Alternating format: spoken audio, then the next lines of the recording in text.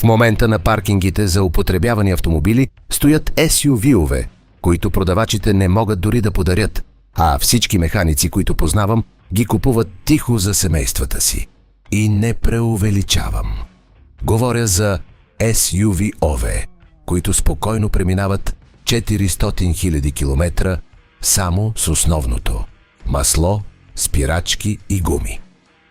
След повече от 20 години, наблюдавайки как хората грешат с модни коли, мога да ти кажа това ясно. Тези 10 SUV са скрити мини на злато. Не са ефтини, защото са лоши. Защото никой не говори за тях. И остани до края, защото номер 1 е моята тайна препоръка от 5 години. Поставих повече от дузина хора в този модел и никой не се върна с оплаквания или големи ремонти. Ако търсиш употребяван SUV и не искаш да сбъркаш, това видео ще ти спести $1000. Но преди да започнем, абонирай се за канала и активирай звънеца, за да не пропуснеш повече съдържание като това, което ти помага да купуваш умно. Сега да започваме. Позиция 10. Subaru Forester.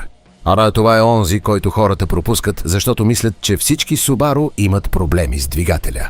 Грешка. Forester използва 2,5-литровия атмосферен двигател, не проблемния турбо, който засягаше други модели. Преди 2 месеца клиент търсеше нещо надежно за студентската си дъщеря, която ще кара през зимата. Бюджет $12 000. Показах му Forester 2015 с 90 000 км за 10 500. Каза, че предпочита CR-V, защото чул, че е по-надежден. Обясних му. Че CR-V на тази цена ще има минимум 120 000 км. Купи го. 3 месеца по-късно ми писа: нулеви проблеми, отличен на сняг. Forester има симетрично задвижване на 4-те колела като стандарт. Не е опция като при конкурентите. Това означава по-добра управляемост в дъжд и сняг без допълнително плащане за пакета AWU. Двигателят 2,5 е неунищожим с основна поддръжка на време. Днес Forester от 2015 до 2017 с по-малко от 100 000 км се намира между $9 и $13 000 в зависимост от пазара. Единствената известна слаба точка е CVT – вариаторната предавателна кутия. Но ако намериш такъв с история на смяна на течността всяка 60 000 км, този CVT издържа лесно 250 000 км без проблеми. Избягвай модели от 2013 до 2014 заради документирани проблеми с консумация на масло. От 2015 нататък това е напълно коригирано. И за позиция 9 – Honda Pilot. Pilot споделя платформа и компоненти с Acura MDX, но без премиум цената на луксозната марка. Миналата година съветвах 5-членно семейство, което се нуждаеше от пространство за 3 деца и багаж. Първият им избор беше Chevy Traverse 2016 за $14 000 с 110 000 км. Показах им Pilot 2014 с 85 000 за $13 000. Същото вътрешно пространство, по-добра доказана надежност. Двигател Honda, тестван години наред. Или купиха го. 11 месеца по-късно общи разходи за поддръжка. $300 за масло и основни спирачки. Пилот на втора генерация от 2009 до 2015 използва V6 3,5 литров. Това е същият блок, който Honda използва в Odyssey, Accord V6 и Ridgeline. Резервни части ефтини и изобилни във всеки град. 5-степенната предавателна кутия е проста и здрава. Нищо от 8, 9 или 10 степенни сложни, които се повреждат. 5 доказани предавки години наред. Днес Pilot от 2013 до 2015 с по-малко от 120 000 км се движи между $11 000 и $16 000. Ако ти трябват истински 8 седалки, не 7 стеснени като при много конкуренти, Pilot е твоят отговор. Провери 2 неща преди покупка. Системата VTM4 за задвижване на 4-те, увери се, че не издава странни шумове при завой на паркинги. И провери дали задната спирачна система не е зараждена, ако живееш в зона с сняг и сол на пътищата. Позиция 8. Nissan Xterra.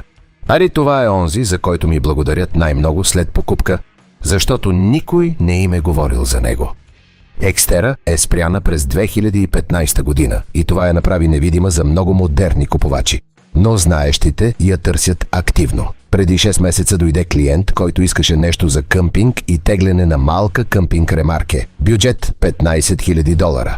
Показа ми Jeep Wrangler 2013 с 140 000 км за $18,000. Казах му бруталната истина. Ще платиш прекалено за известно име. А после ще харчиш за скъпи ремонти. Показах му Xterra 2014 с 70 000 км за $14,000. Истинско шаси на пикап, тестван V6 двигател. Реална теглителна способност без проблеми. Копия. 7 месеца по-късно вече я води 3 пъти на къмпинг. Тегли ремаркето без усилие. Нулеви механични повреди. Xterra използва ви 6,4,0 литров, същият като в предишните Frontier и Titan. Това е прост двигател, без ненужни електронни усложнения. Път е автоматична петстепенна предавателна кутия. Нищо сложно или експериментално, затова издържа толкова дълго. Днес Xterra от 2011 до 2015 с по-малко от 100 000 км се намира между $12,000 и $18,000. Това, което прави Xterra специална, е истинското шаси. Не е unibody, като повечето модерни SUV. Това е body on frame, построена на същото шаси като Frontier. Това означава, че издържа на истинско грубо използване извън пътя. Позиция 7. Hyundai Santa Fe. Това е онзи. Ито в който всички се съмняват, докато не видят реалните числа за надежност. Хората още мислят, че Hyundai е синоним на ненадежно и ефтино. Това беше абсолютно вярно преди 20 години, но не днес. Преди 3 месеца клиент търсеше семейен SUV с добър пространство, бюджет $18,000. Исках Toyota Highlander, защото чул, че е най-надежден. Показах му, че Highlander на тази цена имат повече от 150 000 км и натрупани разходи за ремонт. Да си показах му Santa Fe 2017 с 60 000 км за $16,500.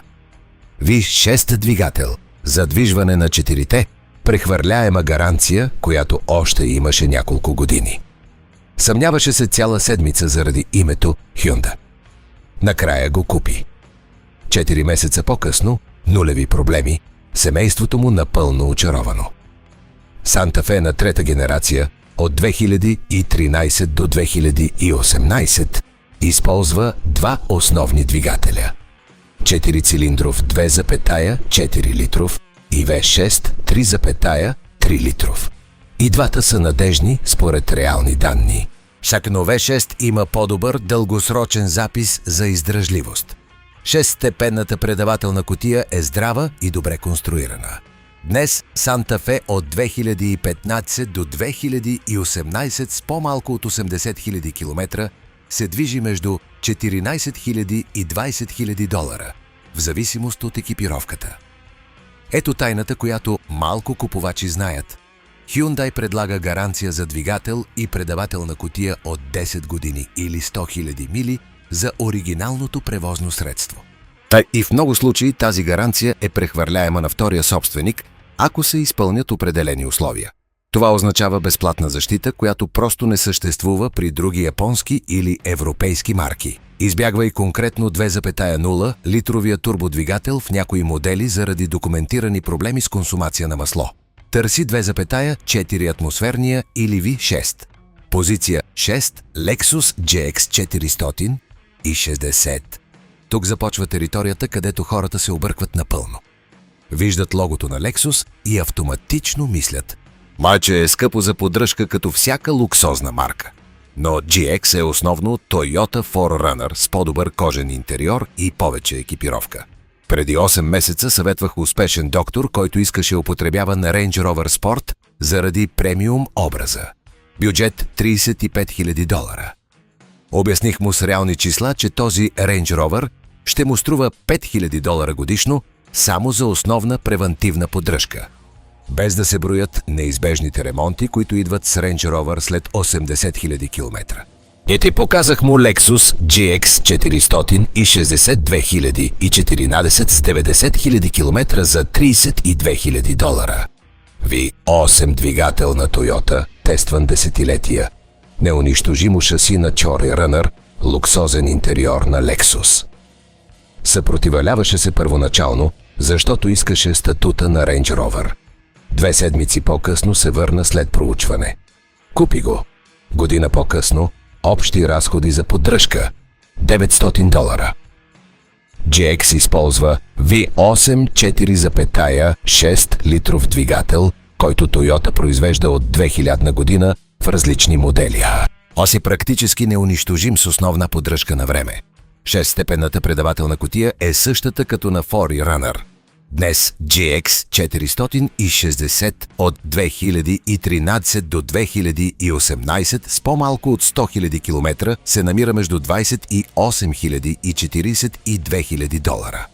Да, по-скъп от другите опции в списъка. Но ако го сравниш директно с BMW X5, Mercedes GLE или Range Rover от същата година и километраж, GX струва буквално половината в годишна поддръжка.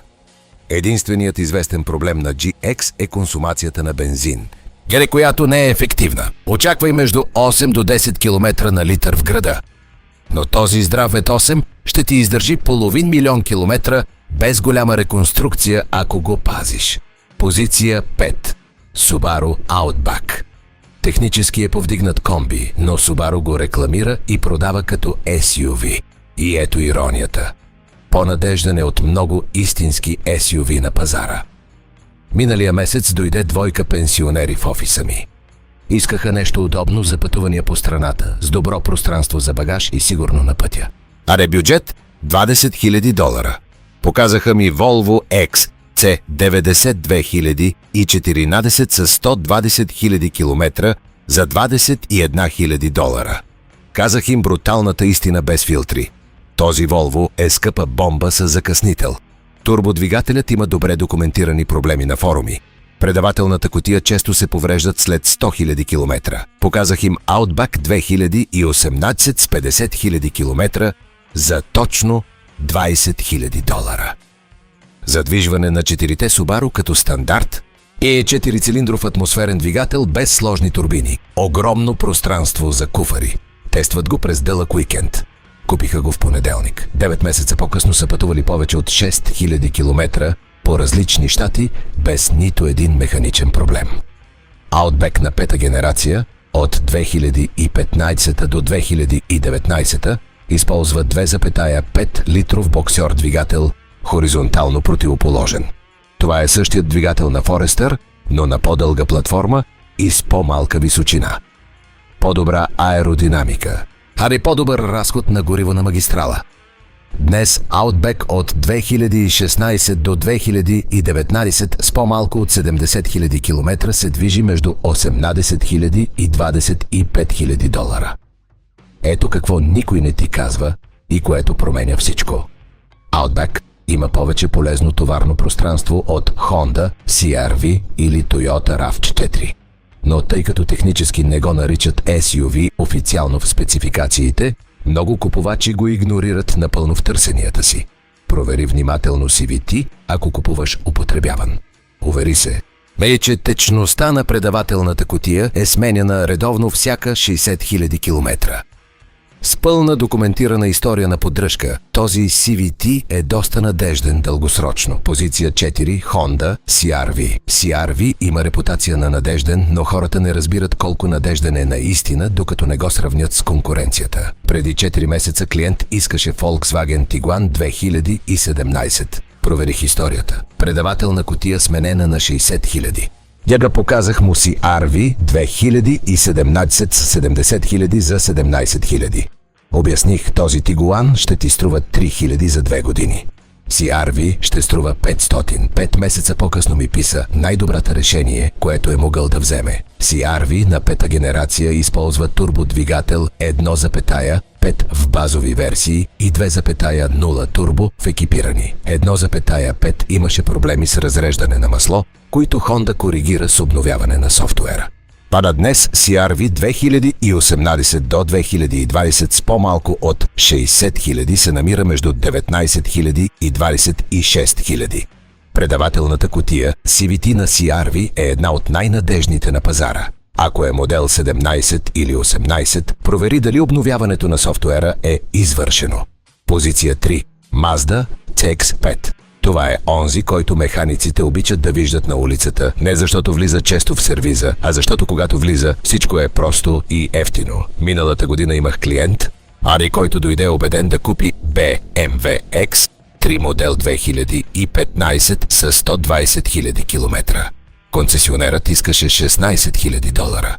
Проверих историята и му казах без колебание: на път си да платиш $16 000 за SUV, който ще иска $5 000 за ремонти в 18 месеца.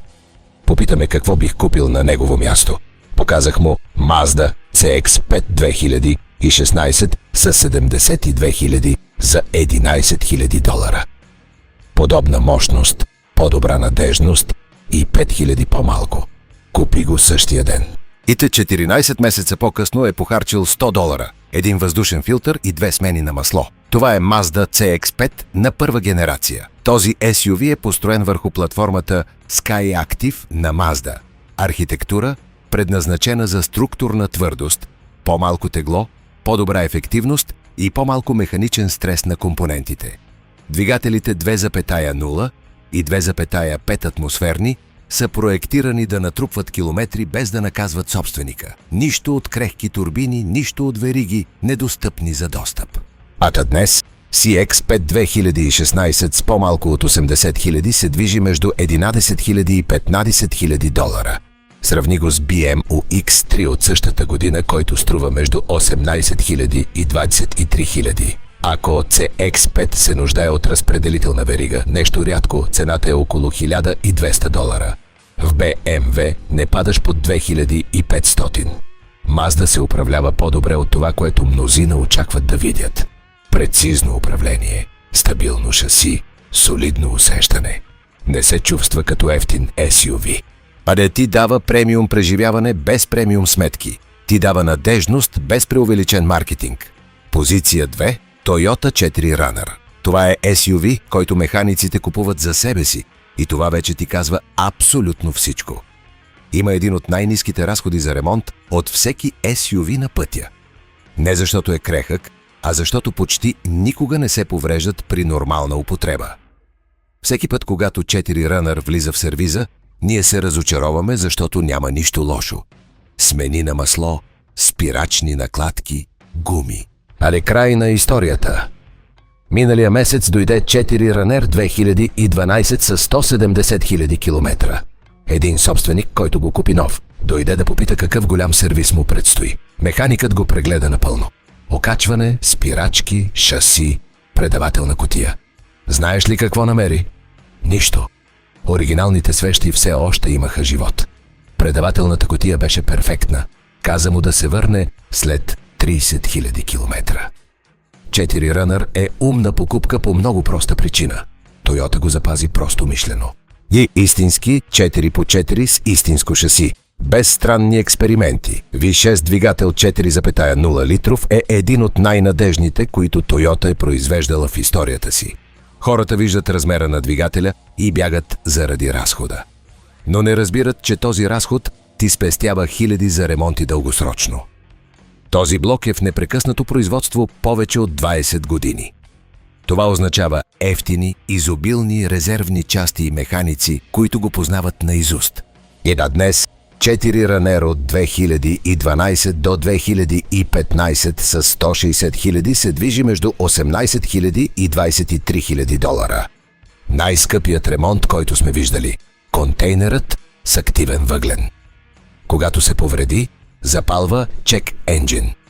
Обща цена – $700. Това при други премиум SUV е само началната диагностика. Ако ще тестваш употребяван, прегледай шасито внимателно отдолу. Ако е изкривен или силно заръждан, собственикът е бил небрежен. Заведи го по неасфалтиран път и спирай няколко пъти. Ти ако усещаш вибрации, предните ротори са износени.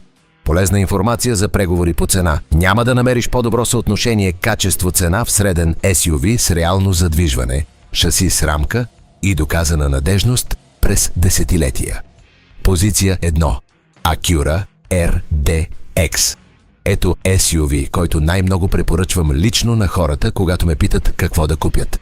Почти всички се съпротивляват първоначално, докато не го карат и не видят числата. Има значка, която плаши два напълно различни типа купувачи. Тези с нисък бюджет, защото мислят, че е скъпо за поддръжка, и тези за лукс, защото мислят, че не е истински премиум. Тази объркване на пазара е точно причината, поради която можеш да получиш надежност на Honda с истински кожени седалки за $20 000. Това е Acura RDX SUV, който дилърите не успяват да продават бързо, докато механиците, които разбират, ги купуват тихо за семействата си. Acura RDX 2020 дойде в сервиза за инспекция преди покупка. Безупречно състояние, цена 21 500. Механикът го прегледа напълно за 2 часа и каза нещо рядко. Купи го, няма нищо странно тук. Заинтересуваният беше убеден, че нещо трябва да е грешно. Казах му истината без филтри. Не е лошо превозно средство. Това е марка подценена поради невежество на пазара.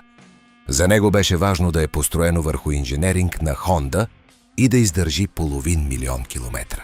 А третата генерация на RDX от 2019 нататък използва турбодвигател от 2 литра с 272 конски сили. Но важното не е мощността, а с какво е свързан този двигател. Този RDX използва автоматична 10-степенна предавателна кутия, разработена от Honda, непроблемната ZF с 9 предавки, която разруши репутацията на старите Acura. Тази кутия с 10 предавки е изключително здрава. Освен това, RDX споделя платформа с Honda Pilot, Odyssey и Ridgeline. Това означава, че когато нещо се износи евентуално, не плащаш цени на Lexus или BMW. Плащаш цени на Honda с значка Acura. Средната годишна цена за ремонт е около $550 според реални данни. Това звучи високо, докато не го сравниш с средното за премиум SUV, което е близо до 1200 на година. Спестяваш $650 годишно срещу BMW X3 или Mercedes GLC. Вероятността за сериозен ремонт в RDX е 6%, когато средното за сегмента е 12%. Сега частта, която трябва да те раздразни като умен купувач. RDX 2020 е обезценен близо до 34% за 3 години. $11 000, които се изпариха не поради механични повреди, а поради възприятие на марката. Междувременно, еквивалентен Lexus държи по-добре стойността на препродажба, макар да струва повече за ремонт. Не плащаш по-добро превозно средство с Lexus. Плащаш репутация за препродажба и това има значение само ако планираш да продаваш. И то 2 кристално ясни предупреждения преди покупка. Първо, избягвай абсолютно всеки RDX преди 2019 година. Това е старата генерация с проблемната предавателна кутия. Второ, на тест драйв провери дали ти харесва системата за инфоразвлечение. На много хора не им харесва, но не засяга механичната надежност. Всъщност, тази критика е част от причината, поради която цените паднаха. Моят професионален съвет е, който струва злато, дилърите на Honda могат да правят пълна поддръжка на превозни средства Acura с по-ниски тарифи за труд. $120 до $160 на час срещу $180 на Acura. Същите оригинални части, същата сертифицирана работа до 30% по-малко в крайната цена. Кой трябва да купи този SUV? Този, който иска истинска кожа, качествен интериор, много добра управляемост, задвижване на 4-те и сметки за ремонт на ниво Honda, не на немска премиум марка. Мася, ако стигна до тук, вече го разбра напълно. Тези 10 SUV са мини на злато, защото пазарът още не се е събудил за реалността. И докато това се случва, тези, които знаят, купуват първи и спестяват хиляди. Сега абонирай се за канала, ако това видео ти помогна да вземеш по-добро решение, активирай звънеца за повече съдържание като това, което ти спестява пари и сподели го с този, който търси употребяван SUV. Ще се видим в следващото видео.